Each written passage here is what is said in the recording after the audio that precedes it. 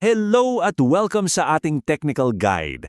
Para sa ating mga IT architect, paano nga ba nating gagawing consistent at reliable ang mga AI solutions natin? Well, ngayon, pag-uusapan natin yung tatlong pinaka-importanting haligi: prompting, specialized models, at user training. Ito yung bubuo sa isang matatag na enterprise AI strategy. Kung ang sagot nyo dyan ay oo, huwag kayong mag-alala, hindi kayo nag-iisa. Yan yung pinaka-common na problema na tumatama mismo sa ROI ng mga AI projects natin. Pero ngayon, bibigyan natin yan ng isang solidong architectural solution. Okay, umpisahan natin sa pinaka-pundasyon. Bago pa tayo mag-usap tungkol sa models o code, kailangan muna nating i-standardize yung mga instructions na binibigay natin sa AI. Dito na pumapasok ang prompt library. Isipin nyo to as a non-negotiable component para predictable ang kilos ng AI natin. So, ano ba talaga yung prompt library na yan? Hindi lang siya basta collection ng mga text. Isa siyang strategic asset. Una, tinitiyak nito ang consistency, para pare-pareho lang ang resulta kahit sino pa ang gumamit. Pangalawa, nagbibigay ito ng governance kasi lahat ng prompts aprobado. Nagre-resulta rin to sa efficiency kasi hindi na kailangan ng mga users na mag-imbento ng prompt from scratch. Siyempre, nandyan din ang quality dahil subok na at tested ang mga prompt na to. At ang pinaka-importante, scalability, para mabilis tayon makapag-roll out ng mga bagong AI use cases.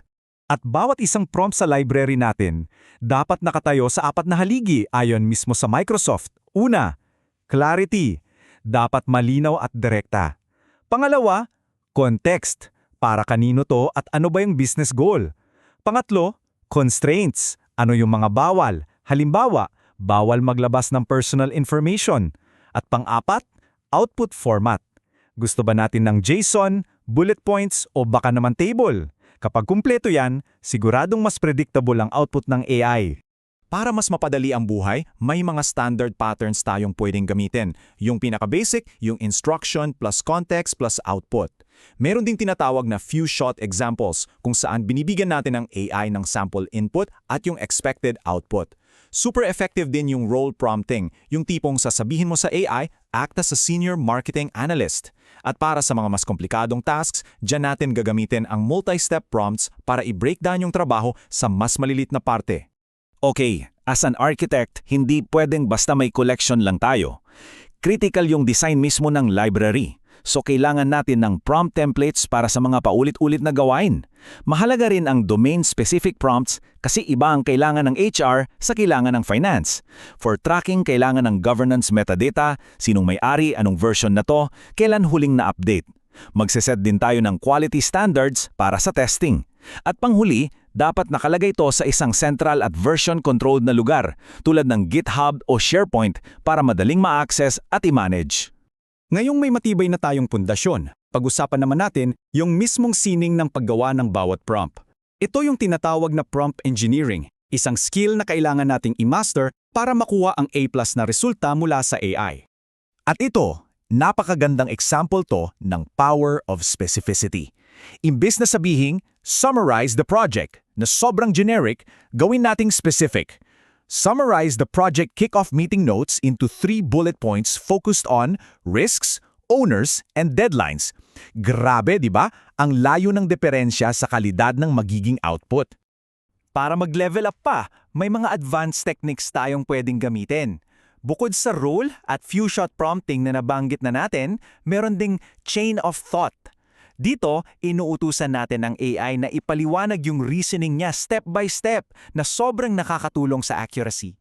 Yung multi-step prompt flows naman, para yan sa mga complex na proseso na kailangan ng sunod-sunod na AI actions. Okay, para maging systematic tayo sa paggawa ng prompts, gamitin natin tong prompt design framework.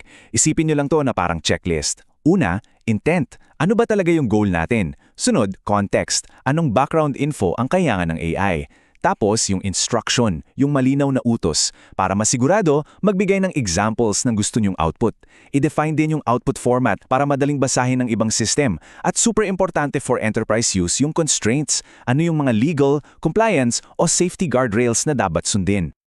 Ngayon, mabilis na self-assessment lang. Saan sa tingin ninyo napapabilang ang organization nyo sa prompt maturity model na to? Nasa level 1 pa ba, kung saan simple at walang structure yung mga tanong? O baka naman nasa level 3 na, kung saan gumagamit na ng structured patterns. Siyempre ang goal natin ay umabot sa level 5, kung saan meron na tayong isang centralized at governed na prompt library na nagbibigay daan sa tunay na enterprise-grade AI. Ito yung roadmap natin. Okay, so master na natin ng prompts, pag-usapan naman natin yung makina o yung model mismo. Kasi hindi lahat ng use case kailangan ng isang dambuhalang LLM. Dito pumapasok yung strategic decision na gumamit ng Small Language Models o SLMs. Ano nga ba yung mga SLM na yan? Well, sila yung mga lightweight generative models na sobrang optimized para sa bilis, efficiency at pagiging expert sa isang specific na domain. Isang example niyan ay yung Phi-3. Ang bentahe nila, mababang latency at mas murang inference. Perfect para sa mga highly specialized na gawain. So, kailan natin dapat piliin ang SLM? Una, sa mga domain-specific workflows. Halimbawa, isang SLM na sinanay lang sa mga legal documents ng Pilipinas. Pangalawa, para sa mga operationally constrained environments tulad ng isang smart device na limitado ang memory. Pangatlo, kung sobrang critical ng security dahil pwedeng i-deploy ang SLM on-premise. At panghuli, para sa mga reasoning-heavy workflows na kailangan ng mabilis na sagot. Para may guide tayo, gamitin natin itong Model Selection Matrix. So, kung kailangan ng mataas na domain specificity, mas maganda ang SLM. Kung bilis at mababang latency ang habol, panalo ang SLM. Pagdating sa cost, mas matipid ang SLM. Kung may data sovereignty rules na bawal umalis ng bansa ang data, on-premise SLM ang sagot. Para sa mga specialized tasks, mas focused ang SLM. At para sa mga edge/IoT deployment, SLM talaga ang practical. Ang general LLM, para yan sa mga pangkalahatang use case na hindi ganun ka-sensitive sa mga factors na to. Pero teka muna, may mga pitfalls din. Isang malaking anti-pattern ay yung pag-fine-tune ng SLM kung sapat na pala ang RAG o Retrieval Augmented Generation. Tandaan, sobrang laking effort ang data curation para sa SLMs. At as architects, ito yung mga risks na kailangan nating i-manage. Overfitting, kung saan nagiging sobrang specialized na yung model, poor generalization, pag hindi na niya kaya ang mga bagong senaryo, at governance gaps kung hindi dumaan sa tamang safety checks. Okay, tapos na tayo sa technology. Lipat naman tayo sa pinaka-critical na parte ng lahat, ang mga tao. Ang user enablement, yan ang ating final mile para maging successful. Ang training strategy natin dapat nakabase sa user personas. Iba-iba kasi sila. Para sa mga everyday business users, kailangan nila ng practical at basic prompting skills. Yung mga power users naman, sila yung bibigyan natin ng advanced training para maging AI champions. Ang mga managers, tuturuan natin paano mag-evaluate ng AI outputs at intindihin ang governance. At syempre, huwag nating kalimutan ang accessibility-focused users. Dapat mabigyan sila ng training kung paano makakatulong ang AI sa kanila. At para maging epektibo ang training program natin, dapat may 4 na core topics yan. Una, paano ba talaga ini-interpret ng AI ang mga prompt? Pangalawa, yung mga key prompt patterns na dapat nilang matutunan. Pangatlo, paano nila isasama ang prompting sa araw-araw nilang trabaho.